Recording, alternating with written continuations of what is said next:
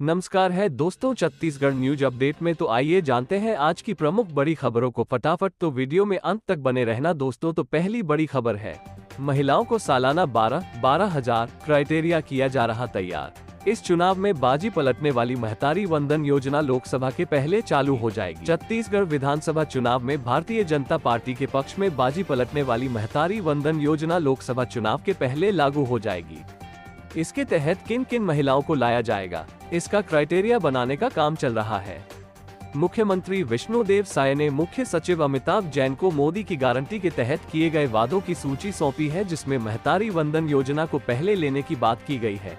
छत्तीसगढ़ में 80 लाख महिलाएं इस योजना के तहत विचाराधीन है, लेकिन ऐसा माना जा रहा है कि लगभग 20% महिलाएं ऐसे वर्ग से आती हैं जो संपन्न है। इसके सरकारी नौकरी और व्यापारी वर्ग की महिलाएं भी इस दायरे से बाहर हो जाएंगी। अनुमान है कि ये भी 10 से 15% हो सकती हैं। इसके अलावा एक परिवार या एक राशन कार्ड से एक महिला या उससे अधिक को लिया जाएगा। इस पर विचार विमर्श किया जा रहा है।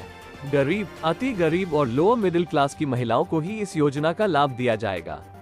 ऐसे में तकरीबन 50 लाख महिलाएं ही इसके दायरे में आएंगी। अफसर इस योजना का क्राइटेरिया बनाने में जुटे हुए हैं। भाजपा नेतृत्व से सहमति प्राप्त कर विष्णुदेव साय सरकार इस योजना को लोकसभा चुनाव के पहले लागू कर सकती है। साय सरकार ने हाल में विधानसभा से पारित अनुपूरक बजट में लगभग 1200 करोड़ रुपए महतारी वंदन योजना के लिए प्रावधान किया है। मध्य प्रदेश की लाडली बहना योजना की तर्ज पर ही छत्तीसगढ़ की महतारी वंदन योजना का क्रियान्वयन किया जाएगा, ऐसे संकेत मिल रहे हैं। लोकसभा चुनाव की तैयारी भाजपा ने शुरू कर दी है। साथ ही अगली बड़ी खबर है, महिला ने कांस्टेबल को दांत से काटा। अवैध शराब पकड़ने गए पुलिस वालों की फाड़ी वर्दी, परिवार वालों ने घेर कर किया हमला। 5 आरोपी गिरफ्तार। बिलासपुर जिले में अवैध शराब पकड़ने गए आरक्षक के हाथ को महिला ने दांत से काट लिया और अपने पति को भी भगा दिया। इस दौरान आरोपी परिवार वालों ने मिलकर पुलिसकर्मियों को घेर लिया, फिर उनकी वर्दी फाड़कर हाथापाई की। पुलिस ने हमलावरों पर केस दर्ज कर 5 आरोपियों को गिरफ्तार कर लिया है। मामला रतनपुर थाना क्षेत्र का है। जानकारी के मुताबिक ग्राम परसदा में अवैध शराब बेचने की शिकायत मिल रही थी, जिस पर रतनपुर थाने के मुंशी सैयद अकबर अली और आरक्षक नंद कुमार यादव मौके पर पहुंचे। इस दौरान पुलिसकर्मियों ने अवैध शराब का धंधा करने वाले सुनील देवार के घर में दबिश दी और उसे पकड़ लिया। पुलिसकर्मी उसे पेट्रोलिंग गाड़ी में बैठा रहे थे, तभी इसका विरोध करते हुए सुनील के परिवार वाले आ गए। उन्होंने पुलिसकर्मियों को घेर लिया और हंगामा मचाते हुए हाथापाई शुरू कर दी। परिवार वालों ने पुलिसकर्मियों के साथ गाली गलौज करते हुए आरोपी सुनील देवार को गाड़ी से उतार लिया। इस दौरान सुनील की पत्नी गौरी ने आरक्षक नंद कुमार के हाथ की कलाई को दांत से काट लिया और अपने पति को उससे छुड़ाकर भगा दिया। वहीं मुंशी और आरक्षक को घेरकर उनकी वर्दी फाड़कर उनसे मारपीट की। इसके चलते पुलिसकर्मियों को वहां से खाली हाथ लौटना पड़ा। उन्होंने इस घटना की जानकारी थाने में दी। इसके बाद थाने से पुलिस बल भेजा गया। थाने से बल भेजकर दोबारा छापेमारी की गई। तलाशी के दौरान 40 लीटर कच्ची शराब जब्त कर पुलिस ने 5 आरोपियों को पकड़ लिया। उन्हें थाने पकड़कर लाने के बाद आरक्षक ने मारपीट और शासकीय कार्य में बाधा डालने की शिकायत दर्ज कराई। इस पर पुलिस ने हमलावर सुनील कुमार और उसकी पत्नी गौरी सहित अन्य के खिलाफ धारा 147, 186, 294, 506, 353, 332 के तहत जुर्म दर्ज किया। इस केस में पुलिस ने सुनील के साथ ही उसकी पत्नी गौरी, पूर्णिमा भट्ट, मणि देवार और शारदा भट्ट को गिरफ्तार किया है। साथ ही अगली बड़ी खबर है, ड्राइवर से लूटपाट और मारपीट करने वाले 6 आरोपी गिरफ्तार। पुलिस ने आरोपियों का निकाला जुलूस। कोरबा जिले में हसदेव पुल के पास एक ट्रक चालक से लूटपाट और मारपीट करने की घटना के मामले में कोतवाली पुलिस ने 6 आरोपियों को गिरफ्तार किया है। अलग अलग ठिकानों से आरोपियों को पकड़ने के बाद पुलिस ने सभी आरोपियों का जुलूस निकाला और लोगों को संदेश देने की कोशिश की कि अपराधियों के प्रति किसी प्रकार की नरमी नहीं बरती जाएगी। कोरबा शहर ने एक बार फिर ये देखा कि अपने गलत इरादों का प्रदर्शन करने का अंजाम क्या होता है और इस प्रकार के मामलों में लिप्त रहने वालों का जुलूस किस तरह से पुलिस निकालती है। इन तस्वीरों में पुलिस के घेरे में नजर आ रहे 4 युवक लूट के मामले में गिरफ्तार किए गए हैं। इनके 2 साथी नाबालिग हैं, जो इस जुलूस का हिस्सा नहीं बनाए गए। कोतवाली थाना प्रभारी अभिनव कांत सिंह ने बताया कि 28 दिसंबर को हसदेव पुल के पास कोरबा निवासी इमरान खान के ट्रक चालक से आरोपियों ने बेल्ट और अन्य चीजों से मारपीट करने के साथ 6000 नकदी रकम की लूटपाट की थी और भाग गए थे। मामले की रिपोर्ट के बाद जांच पड़ताल की जा रही थी। कोतवाली थाना प्रभारी अभिनव कांत सिंह ने बताया कि जांच पड़ताल की जिम्मेदारी पुलिस ने पूरी गंभीरता से निभाई और आरोपियों को गिरफ्तार कर लिया। उनके कब्जे से 2500 रुपए बरामद हुए हैं, जबकि शेष राशि खर्च करने की बात कही गई है। इस मामले में अगली कार्रवाई पुलिस कर रही है। कोरबा के जिला पुलिस अधीक्षक जितेंद्र शुक्ला द्वारा अपराध नियंत्रण को लेकर लगातार कोशिश की जा रही है। जिले के सभी थाना और चौकी प्रभारी को निर्देशित किया गया है कि लंबित मामलों में प्रभावी कार्रवाई करने के साथ सभी तरह के अपराधों में अंकुश लगाने के लिए काम किया जाए। अन्य स्थिति में जवाबदेही तय करने की व्यवस्था भी की जानी है। इसी के साथ ही अगली बड़ी खबर है, युवती ने बॉयफ्रेंड के साथ की नानी के घर चोरी, ताला तोड़कर घुसे अंदर, सोने चांदी के आभूषण किए पार, दोनों गिरफ्तार। छत्तीसगढ़ के जगदलपुर में एक युवती ने अपने बॉयफ्रेंड के साथ मिलकर अपनी नानी के घर में ही चोरी कर ली। दोनों ने सूने मकान में घुसकर लॉकर का ताला तोड़ा और अंदर रखे करीब 1,10,000 रुपए के सोने चांदी के जेवरात पार कर लिए। हालांकि अब पुलिस ने दोनों गर्लफ्रेंड बॉयफ्रेंड को गिरफ्तार कर लिया है। उन्हें कोर्ट में पेश कर जेल भी भेज दिया गया है। मामला बोधघाट थाना क्षेत्र का है। जानकारी के मुताबिक जगदलपुर शहर के वृंदावन कॉलोनी की रहने वाली सपना अवस्थी ने पुलिस थाने में चोरी की रिपोर्ट दर्ज करवाई थी। इसने पुलिस को बताया था कि 19 दिसंबर से लेकर 2 जनवरी तक घर बंद था। वो किसी काम से बाहर गई हुई थी। इसी बीच किसी ने घर का ताला तोड़कर चोरी कर ली।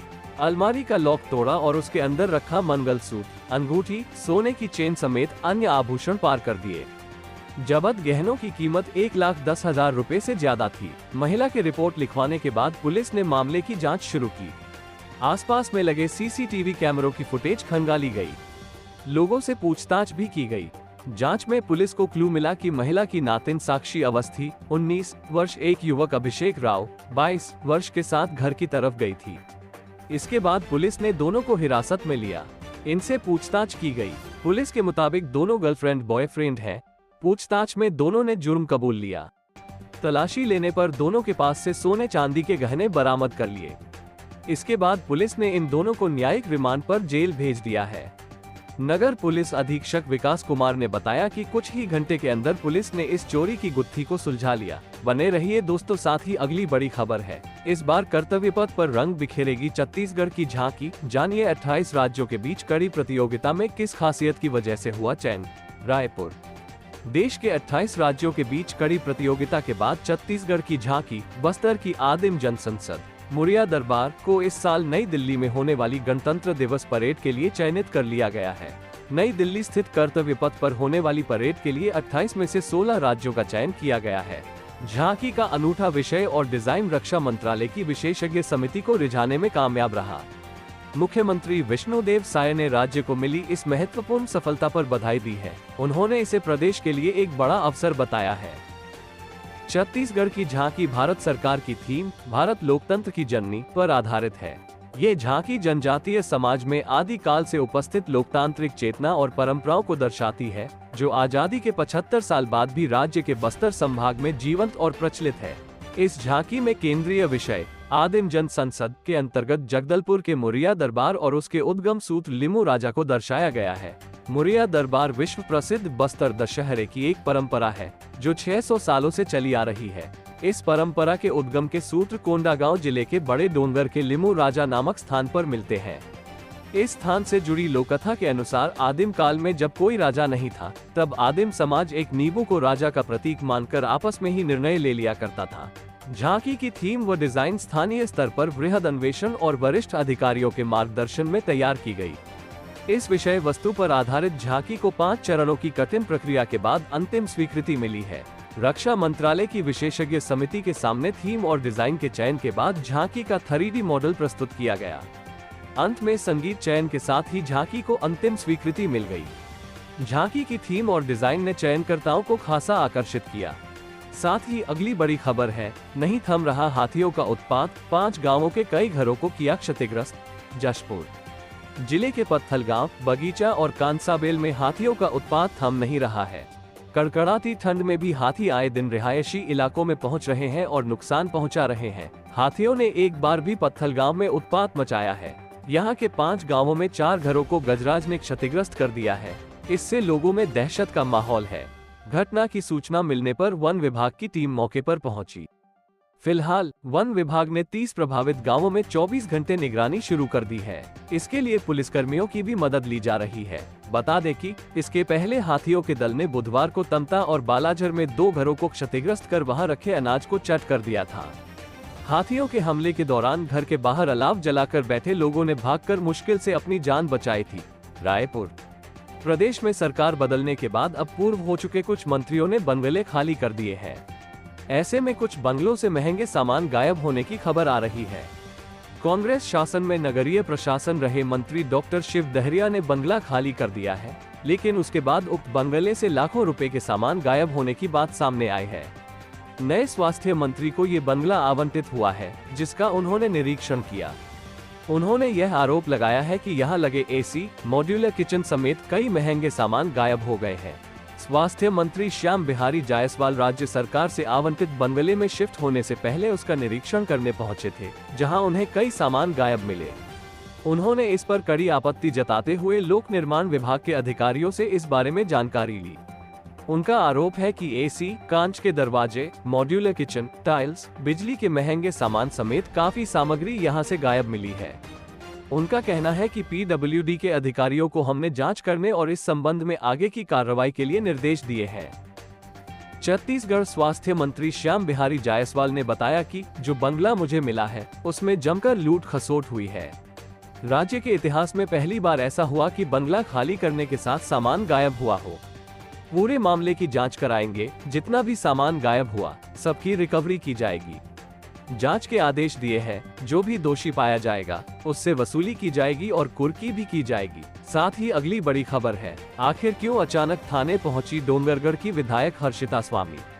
साथ थे कार्यकर्ता, जाने क्या थी शिकायत। डोंगरगढ़ शहर के थाने में आज उस वक्त हड़कंप मच गया जब क्षेत्रीय कांग्रेस विधायक हर्षिता स्वामी बघेल सीधे थाने आ पहुंची। इस दौरान बड़ी संख्या में कांग्रेस के पदाधिकारी और कार्यकर्ता भी मौजूद थे।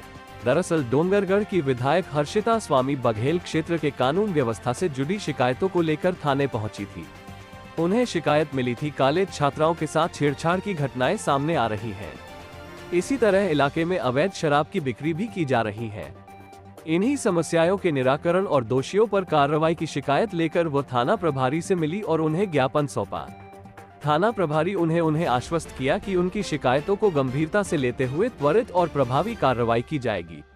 उन्होंने स्टाफ को कॉलेज छात्राओं की सुरक्षा सुनिश्चित करने और अवैध शराब कारोबारियों की धरपकड़ के निर्देश स्टाफ को दिए। इसी के साथ ही अगली बड़ी खबर है, युवक को 9 लोगों ने मरते दम तक मारा, अंदरूनी चोटों से इलाज के दौरान मौत। रायपुर में शराब खरीदते वक्त हुआ था विवाद, गिरफ्तारी। राजधानी रायपुर की मंदिर हसौद थाना पुलिस ने एक युवक की पीट कर हत्या करने वाले 9 आरोपियों को गिरफ्तार कर लिया है। आरोपियों का युवक के साथ शराब खरीदते समय विवाद हुआ था, जिसके बाद युवकों ने उसे बुरी तरह मारा था। इस मारपीट में उसे अंदरूनी चोटें आई थी, जिसकी वजह से इलाज के दौरान उसकी मौत हो गई। 15 नवंबर को मंदिर हसौद थाना पुलिस को सूचना मिली कि विदेशी मदिरा दुकान नवा रायपुर में गौकरण यादव का शराब लेने की बात को लेकर विवाद हुआ है। वहां पर मौजूद एक पक्ष के 9 लोगों ने मिलकर गौकरण को डंडे और हाथ मुक्के से बुरी तरह मारा था। आरोपियों में 2 नाबालिग भी शामिल थे। इस मारपीट में युवक बुरी तरह से घायल हो गया था। इस मारपीट में पीड़ित को अंदरूनी चोट आई थी, जिसका प्रारंभिक इलाज कराया गया। उसके बाद वो अस्पताल से डिस्चार्ज हो गया। कुछ दिन बाद गौकरण को फिर से परेशानी होने लगी, तब उसे फिर से इलाज के लिए अस्पताल लाया गया, जहां 19 दिसंबर को इलाज के दौरान उसकी मौत हो गई। पोस्टमार्टम रिपोर्ट में डॉक्टरों ने युवक की मौत की वजह अंदरूनी चोट बताई थी। युवक की मौत की सूचना मिलते ही मंदिर हसौद पुलिस को वरिष्ठ अधिकारियों ने सभी आरोपियों की गिरफ्तारी के निर्देश दिए, जिसके बाद थाना प्रभारी के नेतृत्व में टीम का गठन किया गया। उन्होंने घटना में शामिल आरोपियों के संभावित ठिकानों पर छापा मारा। इस वारदात में पुलिस ने आरोपी सुनील पाल, हरीश यादव, साहिब दास मानिकपुरी, जय प्रकाश पाल, दीपक दास मानिकपुरी, आदित्य राज कंड्रा, हरीश धीवर और 2 नाबालिगों को गिरफ्तार किया है। उनके पास से मारपीट में इस्तेमाल होने वाला डंडा भी जब्त कर लिया गया है। पुलिस आरोपियों के खिलाफ हत्या का केस दर्ज कर आगे की कार्रवाई कर रही है। साथ ही अगली बड़ी खबर है, प्रधानमंत्री आवास योजना में लापरवाही बरतने पर 8 पंचायत सचिव निलंबित। बलरामपुर जिला स्तरीय समीक्षा बैठक में शुक्रवार को प्रधानमंत्री आवास योजना में तमाम निर्देशों के बावजूद लापरवाही बरतने पर जिले के कुल 8 पंचायत सचिवों को जिला सीईओ ने निलंबित कर दिया है, जिसमें विकासखंड कुसमी के ग्राम पंचायत कटिमा के पंचायत सचिव मनोज पैंकरा, ग्राम पंचायत शाहपुर के पंचायत सचिव अविनाश एक्का, विकासखंड कुसमी के ग्राम पंचायत हर्री के पंचायत सचिव सुरेश बंशी, विकासखंड शंकरगढ़ के ग्राम पंचायत बेलसर के पंचायत सचिव अजय सिंह, विकासखंड वारफनगर के ग्राम पंचायत पंडरी के पंचायत सचिव सुखदेव कुशवाहा, ग्राम पंचायत पेंदारी के पंचायत सचिव अनुज सिंह, विकासखंड बलरामपुर के ग्राम पंचायत नवाडी के पंचायत सचिव हेरोद कच्छप और विकासखंड रामचंद्रपुर के ग्राम पंचायत नगरा के पंचायत सचिव मनोवर हाशमी को निलंबित कर दिया गया है। प्रधानमंत्री आवास योजना ग्रामीण में लक्ष्य के अनुरूप निर्माण कार्य में प्रगति नहीं पाए जाने पर जिला पंचायत की मुख्य कार्यपालन अधिकारी ने तत्काल प्रभाव से इन्हें निलंबित कर दिया है। निलंबन अवधि में उनका मुख्यालय संबंधित जनपद पंचायत कार्यालय निर्धारित किया गया है।